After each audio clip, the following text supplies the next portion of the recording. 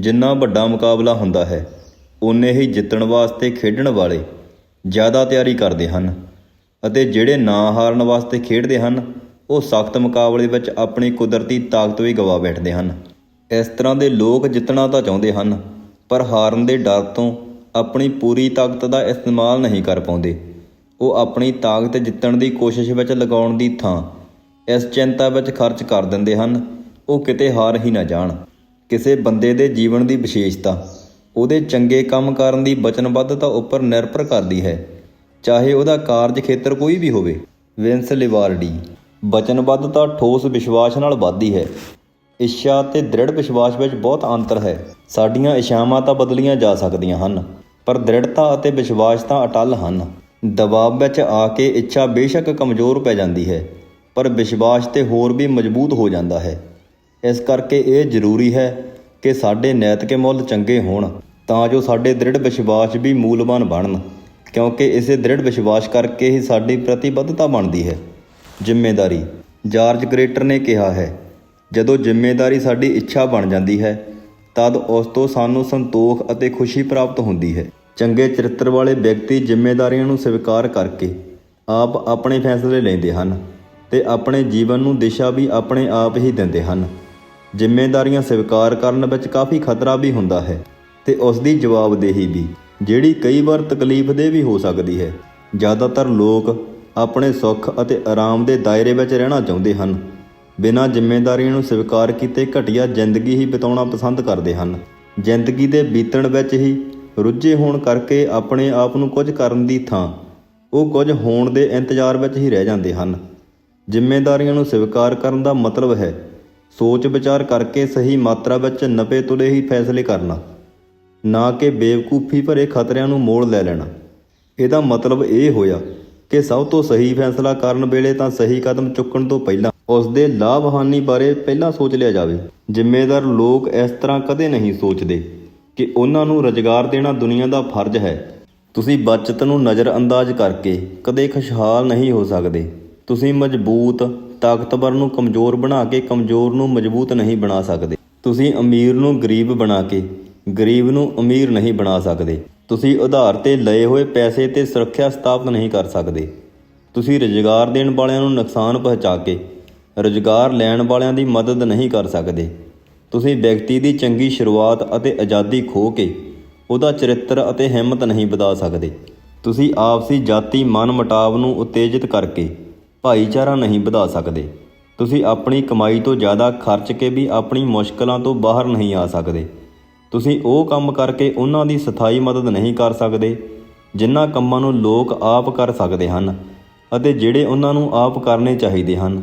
Ibrahim Lincoln ਨੇ ਇਹ ਸ਼ਬਦ ਕਹੇ ਸਨ। ਇੱਕ ਕੰਪਨੀ ਦੇ ਪ੍ਰੈਜ਼ੀਡੈਂਟ ਨੇ ਸੇਵਾ ਮੁਕਤੀ ਦੇ ਮੌਕੇ 'ਤੇ ਨਵੇਂ ਪ੍ਰੈਜ਼ੀਡੈਂਟ ਨੂੰ 2 ਲਿਫਾਫੇ ਦਿੱਤੇ ਜਿਨ੍ਹਾਂ ਦੇ ਉੱਪਰ ਨੰਬਰ 1 ਅਤੇ ਨੰਬਰ 2 ਲਿਖਿਆ ਹੋਇਆ ਸੀ। ਉਹਨੇ ਕਿਹਾ, ਜਦ ਵੀ ਪ੍ਰਬੰਧ ਵੇਲੇ ਕੋਈ ਖਾਸ ਮੁਸ਼ਕਲਾਂ ਪੇਸ਼ ਆ ਜਾਵਣ ਤੇ ਜੇ ਤੁਸੀਂ ਆਪਣੇ ਆਪ ਨੂੰ ਸੁਲਝਾ ਸਕਦੇ ਹੋ ਤਾਂ ਲਿਫਾਫਾ ਨੰਬਰ 1 ਖੋਲ੍ਹ ਲਵੋ। ਜੇ ਫੇਰ ਤੋਂ ਕੋਈ ਦਿੱਕਤ ਆਵੇ ਤਾਂ ਲਿਫਾਫਾ ਨੰਬਰ 2 ਖੋਲ੍ਹੋ। ਕੁਝ ਹੀ ਸਾਲਾਂ ਬਾਅਦ ਉਸ ਪ੍ਰੋਜੈਕਟ ਨੂੰ ਇੱਕ ਵੱਡੀ ਦਿੱਕਤ ਦਾ ਸਾਹਮਣਾ ਕਰਨਾ ਪਿਆ। ਉਹਨੇ ਆਪਣੀ ਅਲਮਾਰੀ ਵਿੱਚੋਂ ਪਹਿਲੇ ਨੰਬਰ ਦਾ ਲਿਫਾਫਾ ਕੱਢ ਕੇ ਖੋਲ੍ਹਿਆ। ਉਹਦੇ ਵਿੱਚ ਲਿਖਿਆ ਸੀ, ਆਪਣੇ ਤੋਂ ਪਹਿਲਾਂ ਦੇ ਪ੍ਰੈਜ਼ੀਡੈਂਟ 'ਤੇ ਦੋਸ਼ ਮੜ ਦਿਓ। ਕੁਝ ਹੀ ਸਾਲਾਂ ਬਾਅਦ ਇੱਕ ਦੂਸਰੀ ਵੱਡੀ ਦਿੱਕਤ ਪੇਸ਼ ਹੋਈ। ਪ੍ਰੈਜ਼ੀਡੈਂਟ ਨੇ ਦੂਸਰਾ ਲਿਫਾਫਾ ਫਿਰ ਖੋਲ੍ਹਿਆ। ਉਹਦੇ ਵਿੱਚ ਲਿਖਿਆ ਸੀ, ਆਪਣੇ ਤੋਂ ਬਾਅਦ ਆਉਣ ਵਾਲੇ ਪ੍ਰੈਜ਼ੀਡੈਂਟ ਵਾਸਤੇ 2 ਲਿਫਾਫੇ ਤਿਆਰ ਕਰ ਲਵੋ। ਜ਼ਿੰਮੇਦਾਰ ਲੋਕ ਆਪਣੀਆਂ ਗਲਤੀਆਂ ਨੂੰ ਸਵੀਕਾਰ ਕਰ ਲੈਂਦੇ ਹਨ ਅਤੇ ਉਹਨਾਂ ਤੋਂ ਕੁਝ ਨਾ ਕੁਝ ਸਿੱਖ ਲੈਂਦੇ ਹਨ। ਕੁਝ ਲੋਕ ਕਦੇ ਸਿੱਖਦੇ ਹੀ ਨਹੀਂ। ਗਲਤੀਆਂ ਬਾਰੇ ਅਸੀਂ 3 ਕੰਮ ਕਰ ਸਕਦੇ ਹਾਂ: ਅਣਦੇਖਿਆ ਕਰ ਸਕਦੇ ਹਾਂ, ਇਨਕਾਰ ਕਰ ਸਕਦੇ ਹਾਂ, ਉਹਨਾਂ ਨੂੰ ਸਵੀਕਾਰ ਕਰਕੇ ਉਹਨਾਂ ਤੋਂ ਸਿੱਖ ਸਕਦੇ ਹਾਂ। ਤੀਜਾ ਕਦਮ ਚੁੱਕਣ ਵਾਸਤੇ ਹੌਸਲੇ ਦੀ ਲੋੜ ਹੈ। ਇਹਦੇ ਵਿੱਚ ਖਤਰਾ ਤਾਂ ਹੈ ਲੇਕਿਨ ਲਾਭ ਜ਼ਿਆਦਾ ਹੈ। ਪਰ ਇੰਝ ਕਰਨ ਦੀ ਥਾਂ 'ਤੇ ਜੇ ਤੁਸੀਂ ਆਪਣੀਆਂ ਗਲਤੀਆਂ ਕਮਜ਼ੋਰੀਆਂ 'ਤੇ ਪਰਦਾ ਪਾਉਂਦੇ ਹੋ ਤਦ ਅਸੀਂ ਇਹਨਾਂ ਕਮਜ਼ੋਰੀਆਂ ਦੇ ਜਾਲ ਵਿੱਚ ਫਸ ਜਾਂਦੇ ਹਾਂ, ਬਜਾਏ ਇਸ ਦੇ ਕਿ ਇਹਨਾਂ ਤੋਂ ਉੱਭਰਨ ਦੀ ਕੋਸ਼ਿਸ਼ ਕਰੀਏ। ਇਹ ਗਲਤੀਆਂ ਕੇਂਦਰ ਬਿੰਦੂ ਬਣ ਜਾਂਦੀਆਂ ਹਨ ਅਤੇ ਸਾਡੀ ਜ਼ਿੰਦਗੀ ਦੇ ਆਲੇ ਦੁਆਲੇ ਹੀ ਘੁੰਮਣ ਲੱਗ ਜਾਂਦੀਆਂ ਹਨ। ਸਖਤ ਮਿਹਨਤ। ਸਫਲਤਾ ਉਹ ਵਸਤੂ ਨਹੀਂ ਜਿਹੜੀ ਤੁਹਾਨੂੰ ਸਬੱਬੀ ਮਿਲ ਜਾਵੇ। ਇਹਦੇ ਵਾਸਤੇ ਕਾਫੀ ਤਿਆਰੀ ਅਤੇ ਚਰਿੱਤਰ ਦੀ ਲੋੜ ਹੁੰਦੀ ਹੈ। ਜਿੱਤਣਾ ਤਾਂ ਸਾਰੇ ਚਾਹੁੰਦੇ ਹਨ ਪਰ ਜਿੱਤ ਜਾਂ ਸਫਲਤਾ ਨੂੰ ਪ੍ਰਾਪਤ ਕਰਨ ਲਈ ਕਿੰਨੇ ਕੁ ਲੋਕ ਮਿਹਨਤ ਕਰਦੇ ਹਨ ਅਤੇ ਤਿਆਰੀ ਲਈ ਸਮਾਂ ਦਿੰਦੇ ਹਨ। ਇਸ ਵਾਸਤੇ ਕੁਰਬਾਨੀ ਅਤੇ ਆਤਮ ਵਿਸ਼ਵਾਸ ਦੀ ਲੋੜ ਹੁੰਦੀ ਹੈ। ਸਖਤ ਮਿਹਨਤ ਦੀ ਥਾਂ ਕੋਈ ਹੋਰ ਦੂਸਰਾ ਨਹੀਂ ਲੈ ਸਕਦਾ। ਹੈਨਰੀ ਫੋਰਡ ਨੇ ਕਿਹਾ ਸੀ, ਜਿੰਨੀ ਤੁਸੀਂ ਜ਼ਿਆਦਾ ਮਿਹਨਤ ਕਰੋਗੇ ਓਨੇ ਹੀ ਜ਼ਿਆਦਾ ਤੁਸੀਂ ਭਾਗਸ਼ਾਲੀ ਬਣੋਗੇ। ਦੁਨੀਆ ਕੰਮ ਕਰਨ ਦੀ ਇੱਛਾ ਰੱਖਣ ਵਾਲਿਆਂ ਨਾਲ ਭਰੀ ਪਈ ਹੈ। ਕੁਝ ਆਪ ਕੰਮ ਕਰਨ ਦੀ ਇੱਛਾ ਰੱਖਦੇ ਹਨ, ਕੁਝ ਉਹਨਾਂ ਨੂੰ ਕੰਮ ਕਰਨ ਦੇਣ ਦੀ ਇੱਛਾ ਰੱਖਦੇ ਹਨ। ਮੈਂ ਅੱਧੇ ਦਿਨ ਕੰਮ ਕਰਨਾ ਚਾਹੁੰਦਾ ਹਾਂ। ਮੈਨੂੰ ਇਹਦੀ ਕੋਈ ਪਰਵਾਹ ਨਹੀਂ ਕਿ ਇਹ ਪਹਿਲਾਂ ਦੇ 12 ਘੰਟੇ ਹਨ ਜਾਂ ਬਾਅਦ ਦੇ 12 ਘੰਟੇ ਹਨ। ਕਿ ਮਾਨਸ ਵਿਲਸਨ। ਕੋਈ ਵੀ ਵਿਅਕਤੀ ਸਖਤ ਮਿਹਨਤ ਤੋਂ ਬਿਨਾਂ ਆਪਣੀ ਕੰਮ ਕਰਨ ਦੀ ਸ਼ਕਤੀ ਨਹੀਂ ਵਿਕਸਿਤ ਕਰ ਸਕਦਾ। ਸ਼ਬਦਕੋਸ਼ 'ਤੇ ਬੈਠਣ ਨਾਲ ਹੀ ਇੱਕ ਬੰਦਾ ਸਪੈਲਿੰਗ ਨਹੀਂ ਸਿੱਖ ਸਕਦਾ। ਪੇਸ਼ਾਵਰ ਬੰਦੇ ਕੰਮ ਨੂੰ ਆਸਾਨ ਇਸ ਕਰਕੇ ਬਣਾ ਦਿੰਦੇ ਹਨ ਕਿਉਂਕਿ ਉਹ ਜਿਹੜਾ ਵੀ ਕੰਮ ਕਰਦੇ ਹਨ ਉਹਨਾਂ ਦੀ ਬੁਨਿਆਦੀ ਚੀਜ਼ਾਂ ਉੱਪਰ ਮਹਾਰਤ ਹਾਸਲ ਕਰ ਲੈਂਦੇ ਹਨ। ਮਾਈਕਲ ਐਜ਼ਲੋ ਦੇ ਕਥਨ ਹਨ, ਜੇ ਲੋਕਾਂ ਨੂੰ ਇਹ ਪਤਾ ਹੁੰਦਾ ਕਿ ਇਸ ਮਹਾਰਤ ਨੂੰ ਹਾਸਲ ਕਰਨ ਵਾਸਤੇ ਕਿੰਨੀ ਮਿਹਨਤ ਕਰਨੀ ਪਈ ਹੈ ਤਾਂ ਇਹ ਕਿਸੇ ਨੂੰ ਵੀ ਹੈਰਾਨੀਜਨਕ ਨਾ ਲੱਗਦਾ।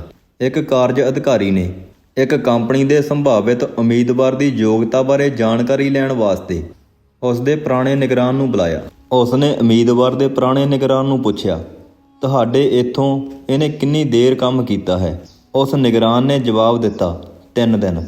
ਅਧਿਕਾਰੀ ਨੇ ਕਿਹਾ, ਪਰ ਉਹਨੇ ਤਾਂ ਮੈਨੂੰ ਦੱਸਿਆ ਹੈ ਕਿ ਉਸ ਨੇ ਤੁਹਾਡੇ ਕੋਲ 3 ਸਾਲ ਕੰਮ ਕੀਤਾ ਸੀ। ਉਸ ਬੰਦੇ ਨੇ ਕਿਹਾ, ਹਾਂ ਇਹ ਤਾਂ ਠੀਕ ਹੈ, ਪਰ ਕੰਮ ਉਹਨੇ ਕੇਵਲ 3 ਹੀ ਦਿਨ ਕੀਤਾ ਸੀ। ਇੱਕ ਆਮ ਆਦਮੀ ਆਪਣੀ ਸ਼ਕਤੀ ਅਤੇ ਯੋਗਤਾ ਦਾ ਕੇਵਲ 25% ਹਿੱਸਾ ਹੀ ਆਪਣੇ ਕੰਮ ਉੱਪਰ ਖਰਚ ਕਰਦਾ ਹੈ। ਦੁਨੀਆ ਉਹਨਾਂ ਲੋਕਾਂ ਦੀ ਇੱਜ਼ਤ ਕਰਦੀ ਹੈ ਜਿਹੜੇ ਆਪਣੀ ਯੋਗਤਾ ਦਾ 50% ਹਿੱਸਾ ਕੰਮ ਉੱਪਰ ਲਗਾਉਂਦੇ ਹਨ ਤੇ ਉਹਨਾਂ ਗਿਣੇ ਚੁਣੇ ਲੋਕਾਂ ਨੂੰ ਸਿਰ ਅੱਖਾਂ 'ਤੇ ਬਿਠਾ ਕੇ ਰੱਖਦੀ ਹੈ ਜਿਹੜੇ ਆਪਣੀ ਯੋਗਤਾ ਦਾ 100% ਇਸਤੇਮਾਲ ਕਿਸੇ ਕੰਮ ਉੱਪਰ ਕਰਦੇ ਹਨ। Andrew Carnegie. ਸਫਲਤਾ ਇਸ ਵਿਸ਼ਵਾਸ ਦਾ ਪਰਿਣਾਮ ਹੈ ਕਿ ਇਹ ਪੁੱਛਿਆ ਜਾਵੇ ਕਿ ਕਿੰਨਾ ਕੰਮ ਹੋਇਆ ਹੈ, ਨਾ ਕਿ ਇਹ ਪੁੱਛਿਆ ਜਾਵੇ ਕਿ ਕਿੰਨਾ ਘੱਟ ਕੰਮ ਹੋਇਆ ਹੈ ਤੇ ਕਿੰਨੇ ਥੋੜ੍ਹੇ ਜਾਂ ਘੱਟ ਘੰਟੇ ਲਗਾਏ ਗਏ ਹਨ।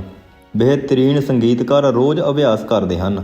ਜੇਤੂ ਨੂੰ ਆਪਣੀ ਜਿੱਤ ਉੱਪਰ ਕਦੇ ਪਛਤਾਵਾ ਨਹੀਂ ਕਰਨਾ ਚਾਹੀਦਾ ਕਿਉਂਕਿ ਉਸ ਨੇ ਬਹੁਤ ਸਖਤ ਅਤੇ ਬਹੁਤ ਦੇਰ ਤੱਕ ਕੰਮ ਕੀਤਾ ਹੈ। ਸਫਲਤਾ ਉਹਨਾਂ ਨੂੰ ਆਸਾਨੀ ਨਾਲ ਨਹੀਂ ਮਿਲੀ ਹੁੰਦੀ।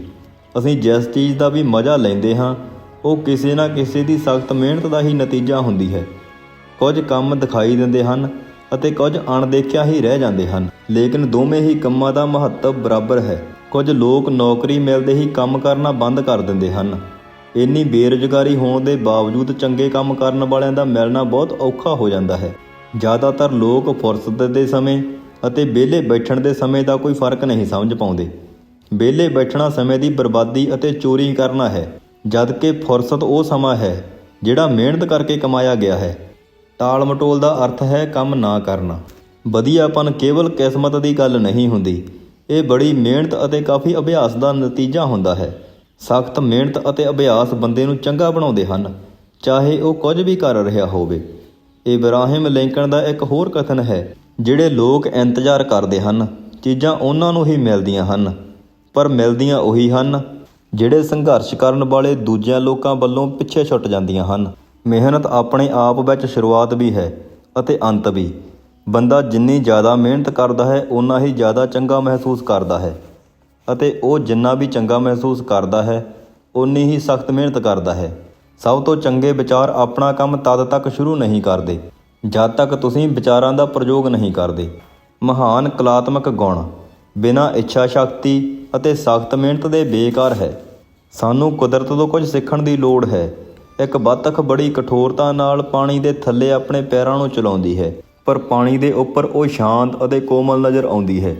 ਇੱਕ ਵਾਰ ਜਦੋਂ ਫ੍ਰਿਟਜ਼ ਕ੍ਰਿਸਲਰ, ਜਿਹੜਾ ਕਿ ਇੱਕ ਮਹਾਨ ਵਾਇਲਨ ਵਜਾਉਣ ਵਾਲਾ ਸੀ, ਉਸਨੇ ਇੱਕ ਸੰਗੀਤ ਗੋਸ਼ਟੀ ਨੂੰ ਖ਼ਤਮ ਕੀਤਾ ਤਾਂ ਕਿਸੇ ਨੇ ਸਟੇਜ 'ਤੇ ਚੜ੍ਹ ਕੇ ਉਸ ਨੂੰ ਕਿਹਾ, ਮੈਂ ਤਾਂ ਤੁਹਾਡੇ ਵਰਗਾ ਵਾਇਲਨ ਵਜਾਉਣ ਵਾਸਤੇ ਆਪਣੀ ਪੂਰੀ ਜ਼ਿੰਦਗੀ ਦੇ ਸਕਦਾ ਹਾਂ। ਤਦ ਕ੍ਰਿਸਲਰ ਨੇ ਜਵਾਬ ਦਿੱਤਾ, ਮੈਂ ਤਾਂ ਦੇ ਦਿੱਤੀ ਹੈ। ਸਫਲਤਾ ਪ੍ਰਾਪਤੀ ਲਈ ਕੋਈ ਜਾਦੂ ਦੀ ਛੜੀ ਨਹੀਂ ਬਣੀ ਹੋਈ। ਹਕੀਕਤ ਵਿੱਚ ਸਫਲਤਾ ਉਹਨਾਂ ਨੂੰ ਮਿਲਦੀ ਹੈ ਜਿਹੜੇ ਕੁਝ ਕਰਦੇ ਹਨ, ਨਾ ਕਿ ਉਹਨਾਂ ਨੂੰ ਜਿਹੜੇ ਦਰਸ਼ਕਾਂ ਵਾਂਗ ਦੇਖਦੇ ਰਹਿੰਦੇ ਹਨ। ਜਿਹੜਾ ਘੋੜਾ ਭਾਰ ਖਿੱਚਦਾ ਹੈ ਉਹ ਦਲੱਤੀ ਨਹੀਂ ਮਾਰ ਸਕਦਾ ਤੇ ਜਿਹੜਾ ਦਲੱਤੀ ਮਾਰਦਾ ਹੈ ਉਹ ਭਾਰ ਨਹੀਂ ਖਿੱਚ ਸਕਦਾ। ਆਓ ਭਾਰ ਖਿੱਚਣਾ ਸਿੱਖੀਏ ਅਤੇ ਦਲੱਤੀ ਮਾਰਨਾ ਛੱਡ ਦਈਏ। ਬਿਨਾਂ ਸਖਤ ਮਿਹਨਤ ਦੇ ਸਫਲਤਾ ਨਹੀਂ ਮਿਲਦੀ। ਕੁਦਰਤ ਪੰਛੀਆਂ ਨੂੰ ਭੋਜਨ ਦਿੰਦੀ ਹੈ ਪਰ ਉਸੇ ਭੋਜਨ ਨੂੰ ਉਹਨਾਂ ਦੇ ਆਲ੍ਹਣਿਆਂ ਵਿੱਚ ਨਹੀਂ ਰੱਖਦੀ। ਪੰਛੀਆਂ ਨੂੰ ਇਹਦੇ ਵਾਸਤੇ ਸਖਤ ਮਿਹਨਤ ਕਰਨੀ ਪੈਂਦੀ ਹੈ। ਕੋਈ ਵੀ ਚੀਜ਼ ਆਸਾਨੀ ਨਾਲ ਨਹੀਂ ਮਿਲਦੀ। ਮਿਲਟਨ ਪੈਰਾਡਾਈਜ਼ ਲੋਸਟ ਲਿਖਣ ਵਾਸਤੇ ਹਰ ਰੋਜ਼ ਸਵੇਰੇ 4 ਵਜੇ ਉੱਠਿਆ ਕਰਦਾ ਸੀ। ਨੋਹਾ ਵੇਬਸਟਰ, ਉਸ ਨੂੰ 36 ਸਾਲ ਲੱਗੇ ਸਨ ਵੇਬਸਟਰ ਸ਼ਬਦਕੋਸ਼ ਤਿਆਰ ਕਰਨ ਲਈ। ਇੱਥੇ ਤੱਕ ਕਿ ਛੋਟੇ ਕੰਮਾਂ ਲਈ ਵੀ ਸਖਤ ਮਿਹਨਤ ਕਰਨੀ ਪੈਂਦੀ ਹੈ ਅਤੇ ਵੱਡੀਆਂ ਵੱਡੀਆਂ ਗੱਲਾਂ ਕਰਨ ਨਾਲੋਂ ਤਾਂ ਇਹ ਕਿਤੇ ਬਿਹਤਰ ਹੈ। ਚਰਿੱਤਰ, ਵਿਅਕਤੀ ਦਾ ਚਰਿੱਤਰ ਉਹਦੇ ਨੈਤਿਕ ਮੁੱਲਾਂ, ਵਿਸ਼ਵਾਸਾਂ ਅਤੇ ਖੂਬੀਆਂ ਨਾਲ ਮਿਲ ਕੇ ਬਣਦਾ ਹੈ। ਚਰਿੱਤਰ ਸਾਡੇ ਵਿਹਾਰ ਤੇ ਕੰਮ ਕਾਜਾਂ ਵਿੱਚ ਨਜ਼ਰ ਆਉਂਦਾ ਹੈ। ਇਹਨੂੰ ਦੁਨੀਆ ਦੇ ਸਭ ਤੋਂ ਕੀਮਤੀ ਹੀਰੇ ਤੋਂ ਵੀ ਜ਼ਿਆਦਾ ਸੰਭਾਲ ਕੇ ਰੱਖਣ ਦੀ ਲੋੜ ਹੈ। ਜਿੱਤਣ ਵਾਸਤੇ ਚਰਿੱਤਰ ਦਾ ਹੋਣਾ ਬਹੁਤ ਜ਼ਰੂਰੀ ਹੈ।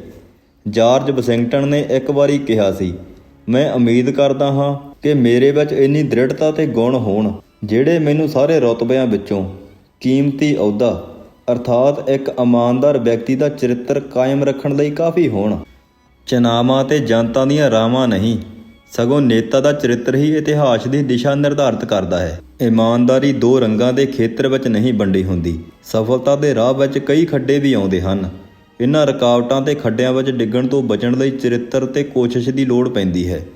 ਆਲੋਚਨਾ ਦੁਆਰਾ ਤੁਹਾਡਾ ਦਿਲ ਕਮਜ਼ੋਰ ਨਾ ਬਣ ਜਾਵੇ, ਇਸ ਕਰਕੇ ਚਰਿੱਤਰ ਦੀ ਲੋੜ ਪੈਂਦੀ ਹੈ। ਇਸ ਤਰ੍ਹਾਂ ਕਿਉਂ ਹੈ ਕਿ ਜ਼ਿਆਦਾਤਰ ਲੋਕ ਸਫਲਤਾ ਨਾਲ ਤਾਂ ਪ੍ਰੇਮ ਕਰਦੇ ਹਨ, ਜਦ ਕਿ ਸਫਲ ਵਿਅਕਤੀ ਨੂੰ ਘ੍ਰਿਣਾ ਕਰਦੇ ਹਨ। ਜਦ ਕਦੇ ਵੀ ਕੋਈ ਬੰਦਾ ਆਮ ਪੱਧਰ ਤੋਂ ਉੱਪਰ ਉੱਠਣ ਦੀ ਕੋਸ਼ਿਸ਼ ਕਰਦਾ ਹੈ ਤਾਂ ਕੋਈ ਨਾ ਕੋਈ ਉਸ ਨੂੰ ਥੱਲੇ ਡੇਗਣ ਦੀ ਕੋਸ਼ਿਸ਼ ਜ਼ਰੂਰ ਕਰਦਾ ਹੈ। ਜਦੋਂ ਤੁਸੀਂ ਇੱਕ ਬੰਦੇ ਨੂੰ ਪਹਾੜ ਤੇ ਸਿਖਰ ਉੱਪਰ ਪਹੁੰਚਿਆ ਦੇਖਦੇ ਹੋ ਤਾਂ ਉਹ ਉੱਥੇ ਆਰਾਮ ਨਾਲ ਨਹੀਂ ਪਹੁੰਚ ਗਿਆ ਹੁੰਦਾ, ਸਗੋਂ ਉਸ ਨੂੰ ਕਾਫੀ ਔਖੀ ਚੜ੍ਹਾਈ ਚੜ੍ਹਨੀ ਪਈ ਹੋਵੇਗੀ। ਜ਼ਿੰਦਗੀ ਵੀ ਇਸ ਤੋਂ ਭਿੰਨ ਨਹੀਂ। ਕਿਸੇ ਵੀ ਪੇਸ਼ੇ ਵਿੱਚ ਹਰ ਉਹ ਬੰਦਾ ਸਫਲ ਵਿਅਕਤੀ ਤੋਂ ਈਰਖਾ ਕਰੇਗਾ ਜਿਹੜਾ ਆਪ ਸਫਲ ਨਹੀਂ ਹੋਇਆ। ਆਪਣੇ ਨੇੜੇ ਆਲੋਚਨਾ ਨੂੰ ਕਦੇ ਨਾ ਭਟਕਣ ਦਿਓ, ਜਿਹੜੀ ਤੁਹਾਨੂੰ ਆਦੇਸ਼ਾਂ ਤੱਕ ਨਾ ਪਹੁੰਚਣ ਦੇਵੇ ਅਤੇ ਭਟਕਾ ਦੇਵੇ। ਆਮ ਬੰਦਾ ਆਲੋਚਨਾ ਤੋਂ ਬਚਣ ਲਈ ਬੜਾ ਸੁਰੱਖਿਅਤ ਰਾਹ ਲੱਭਦਾ ਹੈ, ਜਿਸ ਤੋਂ ਆਲੋਚਨਾ ਨੂੰ ਆਸਾਨੀ ਨਾਲ ਦੂਰ ਰੱਖਿਆ ਜਾ ਸਕਦਾ ਹੈ। ਨਾ ਕੁਝ ਕਹਿ ਕੇ, ਨਾ ਕੁਝ ਕਰਕੇ ਤੇ ਨਾ ਕੁਝ ਬਣ ਕੇ। ਜਿੰਨਾ ਤੁਸੀਂ ਸਫਲ ਹੋਵੋਗੇ ਓਨਾ ਉਹਨੂੰ ਆਲੋਚਨਾ ਹੋਣ ਦਾ ਖਤਰਾ ਹੋਵੇਗਾ। ਇਸ ਤਰ੍ਹਾਂ ਲੱਗਦਾ ਹੈ ਕਿ ਸਫਲਤਾ ਅਤੇ ਆਲੋਚਨਾ ਵਿੱਚ ਕੋਈ ਆਪਸੀ ਸੰਬੰਧ ਹੈ।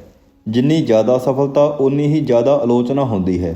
ਆਲੋਚਕ ਹਮੇਸ਼ਾ ਇੱਕ ਪਾਸੇ ਬੈਠੇ ਰਹਿੰਦੇ ਹਨ, ਉਹ ਸਫਲਤਾ ਪ੍ਰਾਪਤ ਨਹੀਂ ਕਰਦੇ। ਇਸ ਕਰਕੇ ਕੰਮ ਕਰਨ ਵਾਲਿਆਂ ਤੇ ਚਲਾਉਂਦੇ ਰਹਿੰਦੇ ਹਨ। ਉਹਨਾਂ ਨੂੰ ਇਹ ਦੱਸਦੇ ਹਨ ਕਿ ਇਸ ਕੰਮ ਨੂੰ ਠੀਕ ਕਿਵੇਂ ਕਰਨਾ ਹੈ। ਪਰ ਯਾਦ ਰੱਖੋ, ਆਲੋਚਕ ਨਾ ਤਾਂ ਨੇਤਾ ਹੁੰਦੇ ਹਨ ਅਤੇ ਨਾ ਹੀ ਕੰਮ ਕਰਨ ਵਾਲੇ। ਇਸ ਲਈ ਇਹ ਕਹਿਣਾ ਜ਼ਿਆਦਾ ਠੀਕ ਹੋਵੇਗਾ ਕਿ ਜਿੱਥੇ ਕੰਮ ਹੋ ਰਿਹਾ ਹੈ ਉੱਥੇ ਆ ਕੇ ਉਹ ਕੰਮ ਕਰਕੇ ਵਿਖਾਉਣ।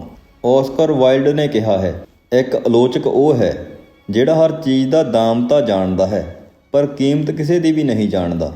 ਈਰਖਾ, ਇਸ ਕਿਸਮ ਦੇ ਵੀ ਲੋਕ ਹੁੰਦੇ ਹਨ ਜਿਹੜੇ ਦੂਸਰਿਆਂ ਦੀ ਮਦਦ ਕਰਨ ਲਈ ਤਿਆਰ ਹੁੰਦੇ ਹਨ, ਲੇਕਿਨ ਜਦ ਤੱਕ ਉਹ ਆਪਣੇ ਆਪ ਕੁਝ ਕਰਨ ਦੇ ਯੋਗ ਨਾ ਹੋ ਜਾਣ। ਪਰ ਜਿੰਨੀ ਜਲਦੀ ਤੋਂ ਜਲਦੀ ਉਹ ਆਪਣੀ ਮਦਦ ਆਪ ਕਰਨ ਦੇ ਯੋਗ ਹੋ ਜਾਂਦੇ ਹਨ, ਇਹਨਾਂ ਲੋਕਾਂ ਦਾ ਸਮੂਹ ਉਹਨਾਂ ਦੀ ਜ਼ਿੰਦਗੀ ਨੂੰ ਜਿੰਨਾ ਸੰਭਵ ਹੋ ਸਕੇ ਓਨਾ ਦੁਖਦਾਈ ਅਤੇ ਅਸੁਵਿਧਾਜਨਕ ਬਣਾ ਦਿੰਦੇ ਹਨ। ਇਸ ਤਰ੍ਹਾਂ ਦਾ ਵਰਤਾਵ ਈਰਖਾ ਦਾ ਨਤੀਜਾ ਹੈ। ਇਹ ਵੀ ਜ਼ਿੰਦਗੀ ਦਾ ਇੱਕ ਹਿੱਸਾ ਹੈ ਅਤੇ ਸਾਨੂੰ ਸਫਲ ਹੋਣਾ ਪੈਂਦਾ ਹੈ। ਸਾਨੂੰ ਇਹ ਸਭ ਕੁਝ ਉਹਨਾਂ ਦੀ ਮੌਜੂਦਗੀ ਦੇ ਬਾਵਜੂਦ ਕਰਨਾ ਪੈਂਦਾ ਹੈ। ਚਰਿੱਤਰ ਕਈ ਚੀਜ਼ਾਂ ਦਾ ਮੇਲ ਹੈ। ਚਰਿੱਤਰ ਇਮਾਨਦਾਰੀ, ਨਿਸਵਾਰਥੀ ਭਾਵ, ਆਪਸੀ ਸਮਝ, ਧਾਰਨਾ, ਹਿੰਮਤ, ਵਫਾਦਾਰੀ ਅਤੇ ਆਦਰ ਸਾਰਿਆਂ ਦਾ ਇੱਕ ਮਿਲਿਆ ਜੁਲਿਆ ਰੂਪ ਹੈ। ਇੱਕ ਚੰਗੇ ਚਰਿੱਤਰ ਵਾਲੀ ਸੁਹਿਰਦ ਸ਼ਖਸੀਅਤ ਕੀ ਹੈ? ਇਹ ਆਪਣੇ ਆਪ ਵਿੱਚ ਇੱਕ ਸ਼੍ਰੇਣੀ ਹੈ।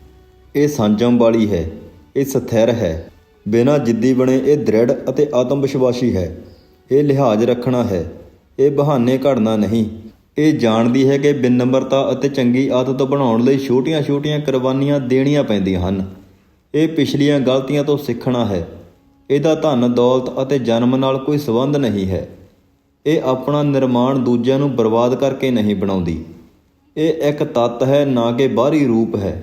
ਇਹ ਉੱਚ ਸ਼੍ਰੇਣੀ ਨਾਲ ਚੱਲ ਕੇ ਆਪਣੀ ਸਧਾਰਨਤਾ ਨੂੰ ਬਣਾਏ ਰੱਖਦੀ ਹੈ। ਇਹ ਚੰਗੀ ਜ਼ੁਬਾਨ, ਇੱਕ ਦਿਆਲੂ ਨਜ਼ਰ ਅਤੇ ਇੱਕ ਨੇਕ ਮੁਸਕਾਨ ਹੈ।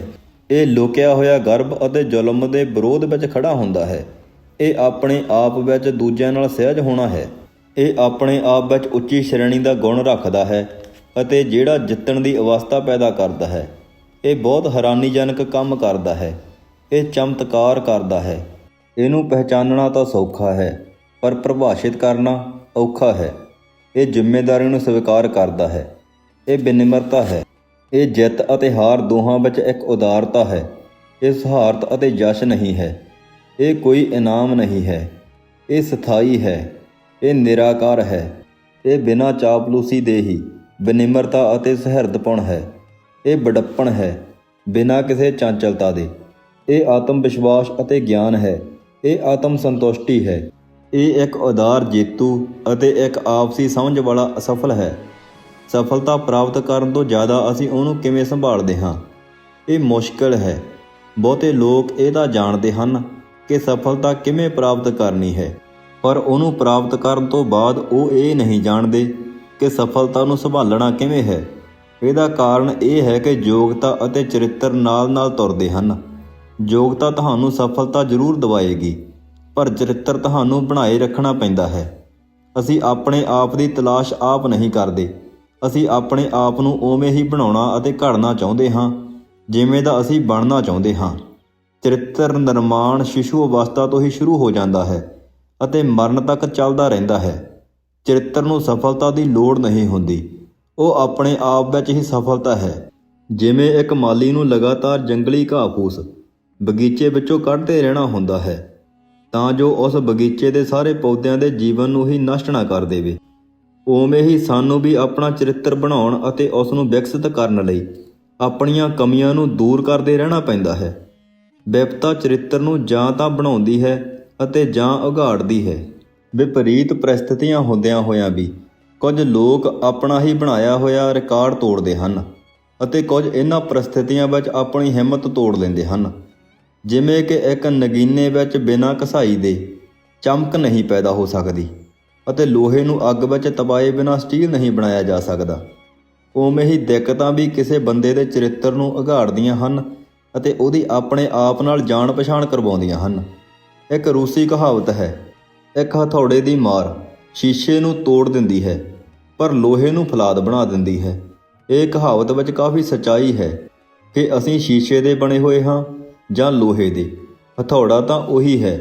ਜਿਵੇਂ ਸਟੀਲ ਦੀ ਵਿਸ਼ੇਸ਼ਤਾ ਕਾਰਬਨ ਹੀ ਨਿਰਧਾਰਤ ਕਰਦਾ ਹੈ, ਉਵੇਂ ਹੀ ਇੱਕ ਆਦਮੀ ਵਿਚਲੀ ਖੂਬੀ ਉਹਦਾ ਚਰਿੱਤਰ ਨਿਰਧਾਰਤ ਕਰਦਾ ਹੈ। ਸਹੀ ਜਾਂ ਹਾਂ ਪੱਖੀ ਵਿਸ਼ਵਾਸ, ਚੰਗੀ ਸੋਚ ਅਤੇ ਚੰਗੇ ਵਿਸ਼ਵਾਸ ਵਿੱਚ ਕੀ ਅੰਤਰ ਹੈ? ਜੇ ਤੁਸੀਂ ਕਦੇ ਵਾਸਤਵ ਵਿੱਚ ਆਪਣੇ ਵਿਚਾਰਾਂ ਨੂੰ ਸੁਣ ਸਕਦੇ ਤਾਂ ਕੀ ਹੁੰਦਾ? ਕੀ ਉਹ ਸਕਾਰਾਤਮਕ ਹਨ ਜਾਂ ਨਕਾਰਾਤਮਕ? ਤੁਸੀਂ ਸਫਲਤਾ ਵਾਸਤੇ ਆਪਣੇ ਦਿਮਾਗ ਨੂੰ ਕਿਵੇਂ ਸੰਚਾਲਿਤ ਕਰਦੇ? ਕਿਵੇਂ ਤੁਹਾਡੀ ਸੋਚ ਤੁਹਾਡੇ ਪ੍ਰਦਰਸ਼ਨ ਉੱਪਰ ਗਹਿਰਾ ਅਸਰ ਪਾਉਂਦੀ ਹੈ? ਚੰਗੀ ਸੋਚ ਰੱਖਣਾ ਅਤੇ ਪ੍ਰੇਰਿਤ ਹੋਣਾ ਰੋਜ਼ ਸਵੇਰੇ ਇਸ ਤਰ੍ਹਾਂ ਦਾ ਚੁਣਾਵ ਸਾਡੀ ਮਰਜ਼ੀ ਉੱਪਰ ਨਿਰਭਰ ਕਰਦਾ ਹੈ। ਸਕਾਰਾਤਮਕ ਜ਼ਿੰਦਗੀ ਜਿਉਣਾ ਸੌਖਾ ਨਹੀਂ ਹੈ, ਪਰ ਨਾ ਹੀ ਨਕਾਰਾਤਮਕ ਜ਼ਿੰਦਗੀ ਜਿਉਣਾ ਔਖਾ ਹੈ। ਜੇ ਇਹਦੇ ਵਿੱਚੋਂ ਇੱਕ ਨੂੰ ਚੁਣਨਾ ਹੋਵੇ ਤਾਂ ਮੈਂ ਸਕਾਰਾਤਮਕ ਜ਼ਿੰਦਗੀ ਜਿਉਣ ਦਾ ਮਨ ਬਣਾਵਾਂਗਾ। ਹਾਂ ਪੱਕੀ ਸੋਚ ਨਾ ਪੱਕੀ ਸੋਚ ਤੋਂ ਕਿਤੇ ਬਿਹਤਰ ਹੈ। ਇਹ ਸਾਡੀਆਂ ਯੋਗਤਾਵਾਂ ਨੂੰ ਪੂਰਨਤਾ ਨਾਲ ਇਸਤੇਮਾਲ ਕਰਨ ਲਈ ਸਾਡੀ ਮਦਦ ਕਰਦੀ ਹੈ। ਸਕਾਰਾਤਮਕ ਵਿਸ਼ਵਾਸ ਸਕਾਰਾਤਮਕ ਸੋਚ ਤੋਂ ਕਿਤੇ ਜ਼ਿਆਦਾ ਹੁੰਦਾ ਹੈ। ਇਸ ਪਿੱਛੇ ਇੱਕ ਕਾਰਨ ਲੁਕਿਆ ਹੋਇਆ ਹੈ। ਸਕਾਰਾਤਮਕ ਸੋਚ ਕਾਫੀ ਮਦਦ ਕਰੇਗੀ ਅਤੇ ਹਾਂ ਪੱਖੀ ਵਿਸ਼ਵਾਸ ਆਤਮ ਵਿਸ਼ਵਾਸ ਦਾ ਹੀ ਇੱਕ ਨਜ਼ਰੀਆ ਹੈ ਜਿਹੜਾ ਤਿਆਰੀ ਨਾਲ ਹੀ ਮਿਲਦਾ ਹੈ। ਬਿਨਾਂ ਮਿਹਨਤ ਕੀਤਿਆਂ ਇੱਕ ਸਕਾਰਾਤਮਕ ਸੋਚ ਰੱਖਣ ਵਾਲਾ ਇੱਕ ਸੁਪਨੇ ਤੋਂ ਜ਼ਿਆਦਾ ਕੁਝ ਨਹੀਂ ਹੈ। ਹੇਠ ਲਿਖੀਆਂ ਗੱਲਾਂ ਸਕਾਰਾਤਮਕ ਵਿਸ਼ਵਾਸ ਨੂੰ ਸਪਸ਼ਟ ਕਰਦੀਆਂ ਹਨ। ਕੀ ਹਾਕਡਿਕ ਸੰਗਠਨ ਕੋਲ ਸਕਾਰਾਤਮਕ ਵਿਸ਼ਵਾਸ ਕਰਨ ਦਾ ਕੋਈ ਕਾਰਨ ਹੈ? ਤੁਸੀਂ ਯਕੀਨਨ ਹਾਂ ਕਹਿੰਦੇ ਹੋ। ਕਈ ਸਾਲ ਪਹਿਲਾਂ ਹਾਕਡਿਕ ਕੰਪਨੀ ਨੇ L1011 ਟਾਈ ਸਟਾਰ ਨਾਮ ਦਾ ਜਹਾਜ਼ ਬਾਜ਼ਾਰ ਵਿੱਚ ਲਿਆਂਦਾ। ਇਸ ਜੈਟਲਾਈਨਰ ਦੀ ਸੁਰੱਖਿਆ ਸ਼ਕਤੀ ਅਤੇ ਮਜ਼ਬੂਤੀ ਨੂੰ ਪਰਖਣ ਲਈ ਹਾਕਡਿਕ ਨੇ 18 ਮਹੀਨਿਆਂ ਤੱਕ ਇਸ ਜਹਾਜ਼ ਨੂੰ ਕਠੋਰ ਪ੍ਰੀਖਿਆ ਵਿੱਚੋਂ ਲੰਘਾਇਆ। ਇਸ ਦਾ ਖਰਚਾ $1.5 ਮਿਲੀਅਨ ਆਇਆ ਸੀ। ਹਾਈਡ੍ਰੋਲਿਕ ਜੈਕਸ, ਬਿਜਲੀ ਨਾਲ ਚੱਲਣ ਵਾਲੇ ਸੰਵੇਦਕ ਯੰਤਰ ਤੇ ਇੱਕ ਕੰਪਿਊਟਰ ਦੀ ਮਦਦ ਨਾਲ ਇਸ ਜਹਾਜ਼ ਨੂੰ ਉੱਡਣਯੋਗ ਬਣਾਇਆ ਅਤੇ ਉਸਨੇ ਅਸਲ ਉਡਾਣ ਵਾਂਗ 36,000 ਉਡਾਣਾਂ ਭਰੀਆਂ, ਜਿੰਨੀਆਂ ਕੋਈ ਵੀ ਜਹਾਜ਼ 100 ਸਾਲਾਂ ਦੀ ਸੇਵਾ ਦੌਰਾਨ ਹੀ ਪੂਰੀਆਂ ਕਰ ਸਕਦਾ ਹੈ। ਇਹ ਵੀ ਬਿਨਾਂ ਕਿਸੇ ਇੱਕ ਵੀ ਰੁਕਾਵਟ ਦੇ। ਅਖੀਰ ਸੈਂਕੜਾ ਜਾਂਚਾਂ ਤੋਂ ਬਾਅਦ ਜਹਾਜ਼ ਨੂੰ ਪ੍ਰਯੋਗ ਵਿੱਚ ਲਿਆਉਣ ਦੀ ਅਨੁਮਤੀ ਦੇ ਦਿੱਤੀ ਗਈ। ਦੇਖਿਆ ਜਾਵੇ ਤਾਂ ਹਰ ਤਰੀਕੇ ਨਾਲ ਇਹ ਵਿਸ਼ਵਾਸ ਕੀਤਾ ਜਾ ਸਕਦਾ ਹੈ ਕਿ ਇਹ ਜਹਾਜ਼ ਸਹੀ ਸਲਾਮਤ ਉੱਡੇਗਾ। ਕਿਉਂਕਿ ਇਸ ਦੀ ਤਿਆਰੀ ਵਿੱਚ ਪੂਰੇ ਯਤਨ ਲਾਏ ਗਏ ਸਨ। ਜਿੰਨਾ ਜ਼ਿਆਦਾ ਤੁਸੀਂ ਪ੍ਰਾਪਤ ਕਰਦੇ ਹੋ ਉਸ ਤੋਂ ਜ਼ਿਆਦਾ ਦਿਓ। ਅੱਜ ਕੱਲ੍ਹ ਸਫਲਤਾ ਪ੍ਰਾਪਤ ਕਰਨਾ ਸੌਖਾ ਹੈ, ਪਰ ਸਾਡੇ ਸਾਹਮਣੇ ਕੋਈ ਪ੍ਰਯੋਗਤਾ ਨਹੀਂ ਹੈ। ਜੇ ਤੁਸੀਂ ਜ਼ਿੰਦਗੀ ਵਿੱਚ ਅੱਗੇ ਵਧਣਾ ਚਾਹੁੰਦੇ ਹੋ ਤਾਂ ਜਿੰਨਾ ਅੱਗੇ ਵਧਣਾ ਹੈ ਉਸ ਤੋਂ ਜ਼ਿਆਦਾ ਅੱਗੇ ਵਧੋ, ਤੇ ਇਸੇ ਥੋੜ੍ਹਾ ਜਿਹਾ ਅੱਗੇ ਵਧਣ ਵਿੱਚ ਤੁਹਾਡੀ ਕੋਈ ਪ੍ਰਤੀਯੋਗਤਾ ਜਾਂ ਮੁਕਾਬਲਾ ਨਹੀਂ ਰਹਿ ਜਾਂਦਾ। ਤੁਹਾਨੂੰ ਜੋ ਕੁਝ ਵੇਤਨ ਮਿਲਦਾ ਹੈ ਕਿ ਉਹਦੇ ਬਦਲੇ ਵਿੱਚ ਤੁਸੀਂ ਥੋੜ੍ਹਾ ਜਿਹਾ ਜ਼ਿਆਦਾ ਕੰਮ ਕਰਨ ਨੂੰ ਤਿਆਰ ਹੋ? ਤੁਸੀਂ ਅਜਿਹੇ ਕਿੰਨੇ ਲੋਕਾਂ ਨੂੰ ਜਾਣਦੇ ਹੋ ਜਿਹੜੇ ਥੋੜ੍ਹਾ ਜਿਹਾ ਕੰਮ ਕਰਨ ਨੂੰ ਤਿਆਰ ਹਨ, ਜਿਹਦੇ ਬਦਲੇ ਉਹ ਕੰਮ ਕਰਨਾ ਚਾਹੁੰਦੇ ਹਨ ਓਨੀ ਉਹਨਾਂ ਨੂੰ ਤਨਖਾਹ ਮਿਲਦੀ ਹੈ, ਤੇ ਦੂਜੇ ਪਾਸੇ ਉਹ ਲੋਕ ਵੀ ਹਨ ਜਿਹੜੇ ਓਨਾ ਹੀ ਕੰਮ ਕਰਦੇ ਹਨ ਜਿਹਦੇ ਨਾਲ ਉਹਨਾਂ ਦਾ ਸਰ ਜਾਵੇ ਅਤੇ ਉਹਨਾਂ ਨੂੰ ਛੁਟਕਾਰਾ ਮਿਲ ਜਾਵੇ। ਉਹ ਆਪਣੇ ਹਿੱਸੇ ਦਾ ਓਨਾ ਹੀ ਕੰਮ ਕਰਦੇ ਹਨ ਜਿਹਦੇ ਕਰਕੇ ਉਹਨਾਂ ਦੀ ਨੌਕਰੀ ਬਣੀ ਰਹੇ। ਅਜਿਹੇ ਲੋਕ ਮੁੱਠੀ ਭਰ ਹੀ ਹੋਣਗੇ। ਜਿਹੜੇ ਥੋੜ੍ਹੀ ਤਨਖਾਹ ਵਿੱਚ ਥੋੜ੍ਹਾ ਜ਼ਿਆਦਾ ਕੰਮ ਕਰਨਾ ਚਾਹੁੰਦੇ ਹਨ, ਉਹ ਅਜਿਹਾ ਕਿਉਂ ਕਰਦੇ ਹਨ? ਜੇ ਤੁਸੀਂ ਅਖੀਰਲੇ ਵਰਗ ਵਿੱਚ ਆਉਂਦੇ ਹੋ ਤਾਂ ਤੁਹਾਡਾ ਮੁਕਾਬਲਾ ਕਿੱਥੇ ਹੈ? ਤਨਖਾਹ ਨਾਲ ਜ਼ਿਆਦਾ ਕੰਮ ਕਰਨ ਦੇ ਲਾਭ ਇਹ ਹਨ, ਤੁਸੀਂ ਆਪਣੀ ਕੀਮਤ ਆਪ ਵਧਾ ਲੈਂਦੇ ਹੋ, ਇਸ ਦੇ ਬਾਵਜੂਦ ਕਿ ਤੁਸੀਂ ਕਿਹੜਾ ਕੰਮ ਕਰਦੇ ਹੋ ਅਤੇ ਕਿੱਥੇ ਕਰਦੇ ਹੋ। ਇਹ ਤੁਹਾਨੂੰ ਜ਼ਿਆਦਾ ਆਤਮ ਵਿਸ਼ਵਾਸੀ ਬਣਾਉਂਦਾ ਹੈ। ਲੋਕ ਤੁਹਾਨੂੰ ਆਗੂ ਵਾਂਗ ਦੇਖਣਾ ਸ਼ੁਰੂ ਕਰ ਦਿੰਦੇ ਹਨ। ਬਾਕੀ ਲੋਕ ਤੁਹਾਡੇ ਉੱਤੇ ਵਿਸ਼ਵਾਸ ਕਰਨਾ ਸ਼ੁਰੂ ਕਰ ਦਿੰਦੇ ਹਨ। ਤੁਹਾਡੇ ਉੱਚ ਅਧਿਕਾਰੀ ਅਤੇ ਸਹਿਕਰਮੀਆਂ ਵਿੱਚ ਤੁਹਾਡੇ ਲਈ ਵਫਾਦਾਰੀ ਬਣਦੀ ਹੈ। ਇਹ ਆਪਸੀ ਮੇਲ-ਜੋਲ ਦੀ ਭਾਵਨਾ ਵਧਾਉਂਦਾ ਹੈ। ਕਿਮ ਹਵਾਰਡ ਨੇ ਕਿਹਾ ਹੈ, ਜੇ ਤੁਸੀਂ ਕਿਸੇ ਵਿਅਕਤੀ ਲਈ ਕੰਮ ਕਰਦੇ ਹੋ ਤਾਂ ਰੱਬ ਦੀ ਖਾਤਰ ਉਹਦੇ ਲਈ ਇਮਾਨਦਾਰੀ ਨਾਲ ਹੀ ਕੰਮ ਕਰੋ। ਇਸ ਤਰ੍ਹਾਂ ਦੇ ਲੋਕਾਂ ਦੀ ਹਰ ਥਾਂ ਮੰਗ ਕੀਤੀ ਜਾਂਦੀ ਹੈ, ਚਾਹੇ ਉਹਨਾਂ ਦੀ ਉਮਰ, ਅਨੁਭਵ ਅਤੇ ਸਿੱਖਿਅਕ ਯੋਗਤਾ ਕੁਝ ਵੀ ਹੋਵੇ। ਮਿਹਨਤੀ ਲੋਕ ਬਿਨਾਂ ਕਿਸੇ ਨਿਗਰਾਨੀ ਦੇ ਕੰਮ ਕਰ ਸਕਦੇ ਹਨ। ਇਹ ਲੋਕ ਸਮੇਂ ਦੇ ਪਾਬੰਦ ਅਤੇ ਦੂਜਿਆਂ ਦਾ ਲਿਹਾਜ਼ ਰੱਖਣ ਵਾਲੇ ਹੁੰਦੇ ਹਨ। ਇਹ ਲੋਕ ਹਰ ਗੱਲ ਗਹੁ ਨਾਲ ਸੁਣਦੇ ਹਨ ਅਤੇ ਨਿਰਦੇਸ਼ਾਂ ਦਾ ਸਹੀ ਪਾਲਣ ਕਰਦੇ ਹਨ। ਇਹ ਲੋਕ ਸੱਚ ਬੋਲਦੇ ਹਨ। ਇਹ ਲੋਕ ਐਮਰਜੈਂਸੀ ਵੇਲੇ ਬੁਲਾਏ ਜਾਣ 'ਤੇ ਮੂੰਹ ਸਜਾਉਣ ਦੀ ਥਾਂ ਕੰਮ ਵਿੱਚ ਖੁੱਭ ਜਾਂਦੇ ਹਨ। ਇਹ ਲੋਕ ਸੇਵਾ ਫਲ ਵਾਸਤੇ ਕੰਮ ਕਰਦੇ ਹਨ, ਨਾ ਕਿ ਕੰਮ ਦੀ ਖਾਨਾ ਪੂਰਤੀ ਲਈ। ਇਹ ਲੋਕ ਖੁਜ ਮਿਜਾਜ ਵਾਲੇ ਅਤੇ ਸਾਊ ਹੁੰਦੇ ਹਨ। ਤੁਸੀਂ ਹਰ ਕੰਮ ਨੂੰ ਜ਼ਿਆਦਾ ਮੁੱਲਵਾਨ ਬਣਾ ਕੇ ਦੇਣ ਬਾਰੇ ਸੋਚੋ, ਚਾਹੇ ਗ੍ਰਾਹਕਾਂ ਲਈ, ਦੋਸਤਾਂ ਲਈ, ਜੀਵਨ ਸਾਥੀ ਲਈ, ਮਾਂ-ਪਿਓ ਜਾਂ ਬੱਚਿਆਂ ਲਈ। ਜਦ ਵੀ ਤੁਸੀਂ ਕੋਈ ਕੰਮ ਕਰਨ ਲੱਗੋ ਤਾਂ ਆਪਣੇ ਆਪ ਨੂੰ ਇਹ ਜ਼ਰੂਰ ਪੁੱਛੋ, ਮੈਂ ਆਪਣੇ ਕੰਮ ਨੂੰ ਹੋਰ ਚੰਗਾ ਕਿਵੇਂ ਬਣਾ ਸਕਦਾ ਹਾਂ? ਮੈਂ ਦੂਸਰਿਆਂ ਲਈ ਹੋਰ ਜ਼ਿਆਦਾ ਚੰਗਾ ਕੰਮ ਕਿਵੇਂ ਕਰਕੇ ਦੇ ਸਕਦਾ ਹਾਂ? ਸਫਲਤਾ ਦੀ ਕੁੰਜੀ ਇਹਨਾਂ 4 ਸ਼ਬਦਾਂ ਵਿੱਚ ਪੇਸ਼ ਕੀਤੀ ਜਾ ਸਕਦੀ ਹੈ, ਅਤੇ ਥੋੜ੍ਹਾ ਜਿਹਾ ਜ਼ਿਆਦਾ।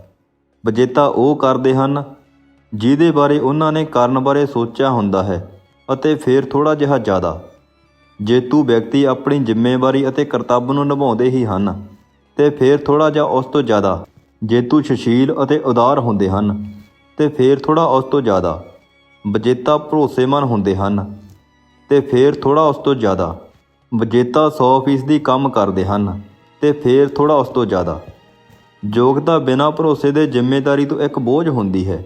ਅਜਿਹਾ ਕਿਉਂ ਹੁੰਦਾ ਹੈ ਕਿ ਕੁਝ ਬਹੁਤ ਬੁੱਧੀਮਾਨ ਲੋਕ ਜ਼ਿੰਦਗੀ ਵਿੱਚ ਉੱਚੀਆਂ ਸਿੱਖਿਅਕ ਯੋਗਤਾਵਾਂ ਹੋਣ ਦੇ ਬਾਵਜੂਦ ਨਾ ਕਾਮਯਾਬ ਹੁੰਦੇ ਹਨ, ਜਾਂ ਫਿਰ ਸਧਾਰਨ ਸੂਝ-ਬੂਝ ਤੋਂ ਜ਼ਿਆਦਾ ਕੁਝ ਨਹੀਂ ਰੱਖਦੇ, ਕਿਉਂਕਿ ਇਹ ਕਹਿਣ ਦੇ ਮਾਹਰ ਬਣ ਜਾਂਦੇ ਹਨ ਕਿ ਇਹ ਕੰਮ ਨਹੀਂ ਹੋਵੇਗਾ, ਤੇ ਆਪਣੇ ਅੰਦਰ ਨਾ ਪੱਕੀ ਸ਼ਕਤੀ ਦਾ ਭੰਡਾਰ ਬਣਾ ਲੈਂਦੇ ਹਨ।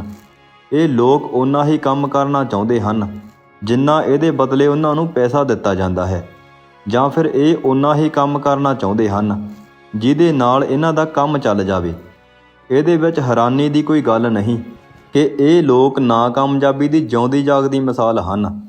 ਜਦੋਂ ਅਸੀਂ ਜਿੰਨੀ ਤਨਖਾਹ ਦਿੱਤੀ ਜਾਂਦੀ ਹੈ ਉਸ ਤੋਂ ਜ਼ਿਆਦਾ ਦਿੰਦੇ ਹਾਂ ਜਾਂ ਕੰਮ ਕਰਦੇ ਹਾਂ, ਤਦ ਅਸੀਂ ਆਪਣੀ ਪ੍ਰਤੀਯੋਗਤਾ ਵਿੱਚ ਕਟੌਤੀ ਕਰ ਲੈਂਦੇ ਹਾਂ। ਅਸਲ ਵਿੱਚ ਅਸੀਂ ਹੀ ਪ੍ਰਤੀਯੋਗਤਾ ਬਣ ਜਾਂਦੇ ਹਾਂ। ਕਿਸੇ ਡਿਗਰੀ ਜਾਂ ਅਕਲਮੰਦੀ ਤੋਂ ਇਸ ਤਰ੍ਹਾਂ ਦਾ ਨਜ਼ਰੀਆ ਕਿਤੇ ਜ਼ਿਆਦਾ ਮਹੱਤਵਪੂਰਨ ਹੈ। ਕੈਲਾਵਿਨ ਕੋਲੇਜ ਨੇ ਕਿਹਾ ਹੈ, ਦ੍ਰਿੜਤਾ ਦੀ ਸ਼ਕਤੀ ਦੀ ਥਾਂ ਕੋਈ ਨਹੀਂ ਲੈ ਸਕਦਾ, ਕਲਾਤਮਕ ਗੁਣ ਵੀ ਨਹੀਂ। ਕਲਾਤਮਕ ਗੁਣਾਂ ਨਾਲ ਭਰਪੂਰ ਵਿਅਕਤੀ ਵੀ ਅਸਫਲ ਹੁੰਦੇ ਹਨ। ਇਸ ਤੋਂ ਆਮ ਕੋਈ ਗੱਲ ਨਹੀਂ ਹੈ। ਪ੍ਰਤਿਭਾਵਾਨ ਲੋਕ ਵੀ ਨਹੀਂ। ਹਾਰੇ ਹੋਏ ਪ੍ਰਤਿਭਾਵਾਨ ਲੋਕ ਤਾਂ ਇੱਕ ਕਹਾਵਤ ਹੈ, ਸਿੱਖਿਆ ਵੀ ਨਹੀਂ। ਦੁਨੀਆ ਪੜ੍ਹੇ ਲਿਖੇ ਅਵਾਰਾ ਬੰਦਿਆਂ ਨਾਲ ਭਰੀ ਹੋਈ ਹੈ। ਕੰਮ ਕਰਨ ਦੀ ਦ੍ਰਿੜਤਾ ਤੇ ਦ੍ਰਿੜ ਇਰਾਦਾ ਹੀ ਇਕੱਲੇ ਸਰਬ ਸੰਪੰਨ ਹਨ।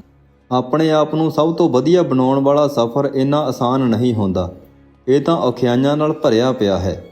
ਵਿਜੇਤਾ ਕੋਲ ਕਠਿਨਾਈਆਂ ਉੱਪਰ ਕਾਬੂ ਪਾਉਣ ਅਤੇ ਮੁੜ ਕੇ ਪਹਿਲਾਂ ਨਾਲੋਂ ਵੀ ਵੱਡੀ ਛਲਾਂਗ ਮਾਰਨ ਦੀ ਯੋਗਤਾ ਹੈ। ਹਿੰਮਤ ਨਾ ਛੱਡੋ। ਜਦ ਕੋਈ ਕੰਮ ਵਿਗੜ ਜਾਵੇ, ਜਿਵੇਂ ਕਿ ਕਦੇ-ਕਦੇ ਹੋਵੇਗਾ ਹੀ, ਜਦੋਂ ਰਾਸਤਾ ਔਖਿਆਈ ਭਰਾ ਅਤੇ ਉੱਪਰ ਵੱਲ ਨੂੰ ਚੜ੍ਹਾਈ ਵਾਲਾ ਦਿਖਾਈ ਦੇਵੇ, ਜਦੋਂ ਪੈਸੇ ਘੱਟ ਹੋਣ ਅਤੇ ਕਰਜ਼ਾ ਜ਼ਿਆਦਾ ਹੋਵੇ ਤੇ ਤੁਸੀਂ ਮੁਸਕਰਾਉਣਾ ਚਾਹੁੰਦੇ ਹੋਵੋ ਪਰ ਤੁਹਾਨੂੰ ਕੇਵਲ ਠੰਡੇ ਸਾਹ ਭਰਨੇ ਪੈਣ, ਜਦੋਂ ਚਿੰਤਾ ਤੁਹਾਨੂੰ ਥੱਲੇ ਵੱਲ ਨੂੰ ਦਬਾ ਰਹੀ ਹੋਵੇ। ਜੇ ਤੁਸੀਂ ਚਾਹੁੰਦੇ ਹੋ ਤਾਂ ਥੋੜ੍ਹਾ ਆਰਾਮ ਕਰ ਲਓ, ਪਰ ਡਟੇ ਰਹੋ। ਜ਼ਿੰਦਗੀ ਟੇਢੇ-ਮੇਢੇ ਰਾਹਾਂ ਅਤੇ ਮੋੜਾਂ ਦੀ ਇੱਕ ਵਚਿੱਤਰ ਚੀਜ਼ ਹੈ ਅਤੇ ਕਈ ਬੰਦੇ ਉਸ ਕਦਮ ਦੇ ਨਾਲ ਹਾਰ ਮੰਨ ਲੈਂਦੇ ਹਨ, ਜਦੋਂ ਕਿ ਉਹ 2 ਕਦਮ ਹੋਰ ਅੱਗੇ ਚੱਲਦੇ ਤਾਂ ਸਫਲਤਾ ਪ੍ਰਾਪਤ ਕਰ ਲੈਂਦੇ। ਚਾਹੇ ਰਫ਼ਤਾਰ ਘੱਟ ਹੋ ਗਈ ਹੋਵੇ, ਪਰ ਡਟੇ ਰਹੋ। ਹੋ ਸਕਦਾ ਹੈ ਤੁਸੀਂ ਅਗਲੀ ਮਿਹਨਤ ਨਾਲ ਅਗਲੇ ਹੀ ਪਲ ਜਿੱਤ ਜਾਵੋ।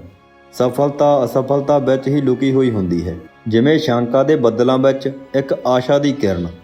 ਸ਼ਾਇਦ ਤੁਸੀਂ ਇਹ ਨਹੀਂ ਦੱਸ ਸਕਦੇ ਕਿ ਇਹ ਕਿੰਨੀ ਦੂਰ ਹੈ। ਇਹ ਤੁਹਾਨੂੰ ਦੂਰ ਨਜ਼ਰ ਆਵੇਗੀ, ਪਰ ਹੋ ਸਕਦਾ ਹੈ ਕਿ ਇਹ ਨਜ਼ਦੀਕ ਹੀ ਹੋਵੇ। ਇਸ ਲਈ ਮੁਕਾਬਲਾ ਕਰਦੇ ਰਹੋ, ਚਾਹੇ ਕਿੰਨੀ ਵੀ ਮੁਸ਼ਕਲ ਆਵੇ। ਹਾਲਾਤ ਬੁਰੇ ਹੋਣ ਦੀ ਹੋਂਦ ਦਾ ਅਹਿਸਾਸ ਹੋਵੇ, ਉਸ ਵੇਲੇ ਤੁਸੀਂ ਬਿਲਕੁਲ ਹਿੰਮਤ ਨਾ ਹਾਰੋ, ਸਗੋਂ ਡਟੇ ਰਹੋ। ਇੱਕ ਮਹਾਨ ਵਾਇਲਨ ਵਜਾਉਣ ਵਾਲੇ ਬ੍ਰਿਟਜਰ ਕ੍ਰਿਸਲਰ ਤੋਂ ਕਿਸੇ ਨੇ ਪੁੱਛਿਆ, ਤੁਸੀਂ ਇੰਨਾ ਵਧੀਆ ਵਾਇਲਨ ਕਿਵੇਂ ਵਜਾ ਲੈਂਦੇ ਹੋ? ਕੀ ਤੁਸੀਂ ਖੁਸ਼ਕਿਸਮਤ ਹੋ? ਉਹਦਾ ਜਵਾਬ ਸੀ, ਇਹ ਤਾਂ ਅਭਿਆਸ ਦੀ ਗੱਲ ਹੈ। ਜੇ ਮੈਂ 1 ਮਹੀਨਾ ਰਿਆਜ਼ ਨਾ ਕਰਾਂ ਤਾਂ ਮੇਰੇ ਸਰੋਤਾਗਣ ਆਪਣੇ ਆਪ ਫਰਕ ਮਹਿਸੂਸ ਕਰ ਸਕਦੇ ਹਨ। ਜੇ ਮੈਂ 1 ਹਫ਼ਤੇ ਤੱਕ ਅਭਿਆਸ ਨਾ ਕਰਾਂ ਤਾਂ ਮੇਰੀ ਪਤਨੀ ਫਰਕ ਦੱਸ ਸਕਦੀ ਹੈ। ਜੇ ਮੈਂ 1 ਦਿਨ ਵੀ ਅਭਿਆਸ ਨਾ ਕਰਾਂ ਤਾਂ ਮੈਂ ਆਪਣੇ ਆਪ ਵਿੱਚ ਹੀ ਫਰਕ ਦੱਸ ਸਕਦਾ ਹਾਂ। ਕੰਮ ਕਰਨ ਦੀ ਦ੍ਰਿੜਤਾ ਦਾ ਅਰਥ ਹੈ ਵਚਨਬੱਧਤਾ ਅਤੇ ਠੋਸ ਸੰਕਲਪ। ਅੱਗੇ ਵਧਦੇ ਰਹਿਣ ਵਿੱਚ ਇੱਕ ਪ੍ਰਕਾਰ ਦਾ ਆਨੰਦ ਮਿਲਦਾ ਹੈ। ਵਚਨਬੱਧਤਾ ਜਾਂ ਪ੍ਰਤੀਬੱਧਤਾ ਅਤੇ ਕੰਮ ਕਰਨ ਦੀ ਦ੍ਰਿੜਤਾ ਇੱਕ ਫੈਸਲਾ ਹੈ। ਖਿਡਾਰੀ ਕੁਝ ਸੈਕਿੰਡਾਂ ਜਾਂ ਮਿੰਟਾਂ ਦੇ ਪ੍ਰਦਰਸ਼ਨ ਖਾਤਰ ਕਈ ਸਾਲ ਅਭਿਆਸ ਕਰਦੇ ਰਹਿੰਦੇ ਹਨ। ਕੰਮ ਕਰਨ ਦੀ ਦ੍ਰਿੜਤਾ ਇੱਕ ਫੈਸਲਾ ਹੈ। ਪ੍ਰਤੀਬੱਧਤਾ ਉਹ ਹੁੰਦੀ ਹੈ ਕਿ ਜਿਹੜਾ ਕੰਮ ਤੁਸੀਂ ਸ਼ੁਰੂ ਕੀਤਾ ਹੈ ਉਸ ਨੂੰ ਖਤਮ ਵੀ ਕਰੋ। ਜਦੋਂ ਅਸੀਂ ਥੱਕ ਜਾਂਦੇ ਹਾਂ ਤਾਂ ਮੈਦਾਨ ਛੱਡ ਦੇਣਾ ਹੀ ਚੰਗਾ ਲੱਗਦਾ ਹੈ, ਪਰ ਵਿਜੇਤਾ ਹਮੇਸ਼ਾ ਅੱਗੇ ਵਧਦੇ ਰਹਿੰਦੇ ਹਨ। ਇੱਕ ਜਿੱਤੇ ਹੋਏ ਖਿਡਾਰੀ ਨੂੰ ਪੁੱਛ ਕੇ ਦੇਖੋ, ਉਹ ਤਕਲੀਫ ਵੀ ਸਹਿ ਲੈਂਦਾ ਹੈ ਤੇ ਜੋ ਉਸਨੇ ਸ਼ੁਰੂ ਕੀਤਾ ਹੁੰਦਾ ਹੈ ਉੱਥੇ ਹੀ ਖਤਮ ਕਰਦਾ ਹੈ। ਬਹੁਤ ਸਾਰੇ ਅਸਫਲ ਬੰਦਿਆਂ ਨੇ ਸ਼ੁਰੂਆਤ ਤਾਂ ਚੰਗੀ ਕੀਤੀ ਸੀ, ਪਰ ਕਿਸੇ ਵੀ ਸਿੱਟੇ ਤੇ ਨਹੀਂ ਪਹੁੰਚੇ। ਗਰਜ ਜਾਂ ਉਦੇਸ਼ ਵਿੱਚੋਂ ਹੀ ਕੰਮ ਕਰਨ ਦੀ ਦ੍ਰਿੜਤਾ ਨਿਕਲਦੀ ਹੈ। ਬਿਨਾਂ ਕਿਸੇ ਉਦੇਸ਼ ਦੇ ਜ਼ਿੰਦਗੀ ਕੇਵਲ ਇੱਕ ਵਹਾਅ ਹੈ। ਇੱਕ ਬੰਦਾ ਜਿਹੜਾ ਕੋਈ ਜੀਵਨ ਉਦੇਸ਼ ਨਹੀਂ ਰੱਖਦਾ, ਉਹ ਕਦੇ ਵੀ ਮਿਹਨਤ ਨਹੀਂ ਕਰੇਗਾ ਅਤੇ ਕਦੇ ਵੀ ਸੰਤੁਸ਼ਟ ਨਹੀਂ ਹੋਵੇਗਾ। ਆਪਣੀ ਪ੍ਰਤਿਭਾ ਉੱਪਰ ਫਖਰ।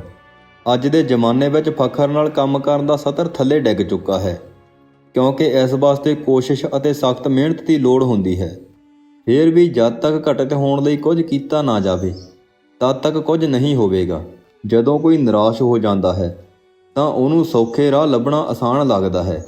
ਭਾਵੇਂ ਲਾਲਚ ਕਿਸੇ ਵੀ ਪ੍ਰਕਾਰ ਦਾ ਦਿੱਤਾ ਜਾਵੇ, ਹਰ ਹਾਲ ਵਿੱਚ ਇਸ ਤੋਂ ਬਚਣਾ ਚਾਹੀਦਾ ਹੈ। ਆਪਣੇ ਉੱਪਰਲਾ ਸਵੈਮਾਨ ਅੰਦਰੋਂ ਹੀ ਪੈਦਾ ਹੁੰਦਾ ਹੈ, ਜਿਹੜਾ ਕਿ ਜਿੱਤਣ ਦੀ ਅਵਸਥਾ ਨੂੰ ਪੈਦਾ ਕਰਦਾ ਹੈ।